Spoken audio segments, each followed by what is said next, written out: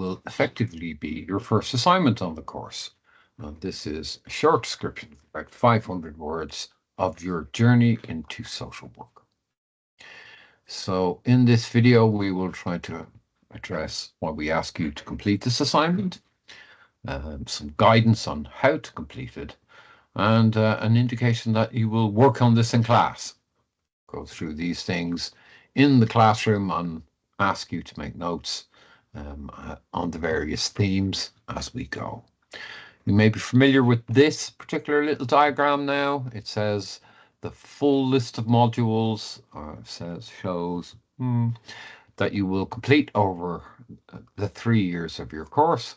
And this dark blue box here, the top right hand side, is your on-the-job learning. So what you actually do in the workplace. So this assignment is part of that portfolio that you submit for that module in June of your first year of study. Now, you'll also know that there are professional standards that govern the course that we have to comply with. And of course, there are standards such as the PCF and the apprenticeship standards that you must demonstrate that you meet. There's also requirements in the university about academic work. It has to be a certain standard. You need to know how to reference. And really, this assignment is sometimes called the low stakes initial assignment. So the idea here is to get you writing, to get you to start to kind of think about academic writing, how you reference things, and of course, how you find evidence and reading from books, articles, and other sources. But also, it is your journey. Your journey is unique and only yours. So there's a reflective, probably personal element to this journey. We'd like you to kind of tell us a little bit about that. There is some research evidence about apprenticeship programs. This is from Stone and Worsley from 2022, but it covers a period from 2020 when their apprenticeship program started, as did ours at Kingston University during the pandemic. Great timing, eh? But we suggest that apprentices read this article because we feel that you may well find some common ground with the apprentices who were described in this article.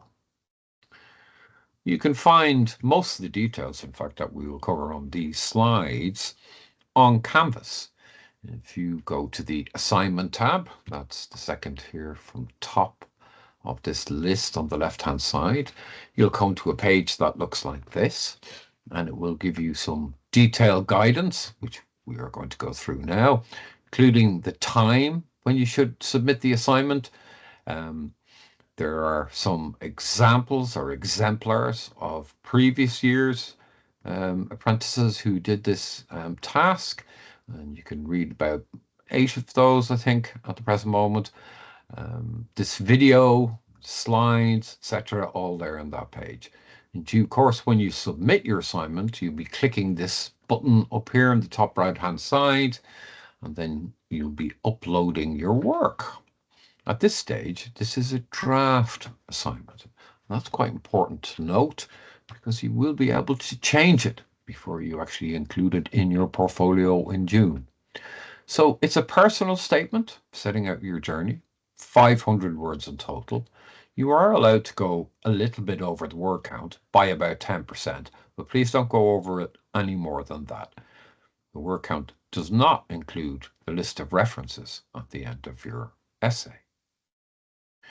So you will have, by this stage, had some input about professional identity and what that is. And it is partly, at least, how you see yourself and how other people see you in your job role. Some of that might be about power, professional power, and it will also be a chance to show how you can write in a clear way, that you can present the work appropriately for the course, and that you use references to support your discussion. You were asked to use a minimum of 3 academic references, but you can use more if you like. And as I said, you will submit the first assignment on Canvas. Now, when you scroll down that page, on the assignment tab, you'll come to something that looks a bit like this. This is called a rubric. A rubric is simply instructions about what must be in the essay and what the marker will give feedback against. In this instance, there will be no numerical mark, or for that matter, a letter, no ABCs, no 15, 20, whatever, none of that kind of stuff. It will just be feedback against these three criteria to kind of give you some clues about how you're doing and how you might improve your work. So we call this formative or draft submissions. The idea is that you should take that feedback on board and then edit your essay so that you get to a final version that you're happy to submit in the final portfolio. At the top, you can see referencing conventions as part of the requirements. We use the Harvard system in the university. You will have had some input, but you may well have forgotten that already.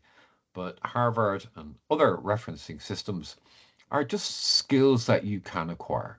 It takes a little while to learn all the conventions and how you cite authors and dates and titles and all that kind of thing. But I have no doubt you will be able to learn it. Everybody else does, so I don't see why you shouldn't. But it does take a little while to get used to. The other two bits you can see are a little less technical. You describe your professional development, and quite often that includes some personal elements. That it might include something from childhood or early adulthood. It may be your own experience of services or whatever it might be. As I say, it's your journey.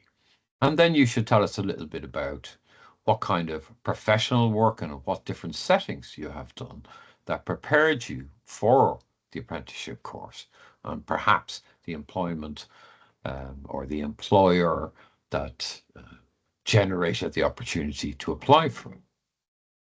A reflective element, of course, when you're talking about your own story, so it's almost kind of a given that there will be some reflection because it's, again, as I keep on saying, your journey. Reflection is something that you will develop both as a professional and academic ability over the life of the course. And this is your first opportunity to engage in that. You will get lots of input about reflection and reflective practice over the life of the course. So, again, a similar graphic in other modules. This is a kind of a system of learning. There are links between the employer and the university, and between you and the employer and the university and the various people who support you in your learning. And the journey into social work is your chance to show your first steps on that journey and how you came to be, rather, sitting in a classroom in Kingston University in September, meeting new people, having new experiences, and starting the next chapter of your journey. You may well have questions. You're strongly advised, talk to the module tutors and leaders. They know what to expect. They know what they're looking for. But there'll be plenty of discussions in class that will actually probably prove to be very enlightening, quite interesting. I think that's quite enough for me for this video. Thank you very much for listening today. Bye. See you later.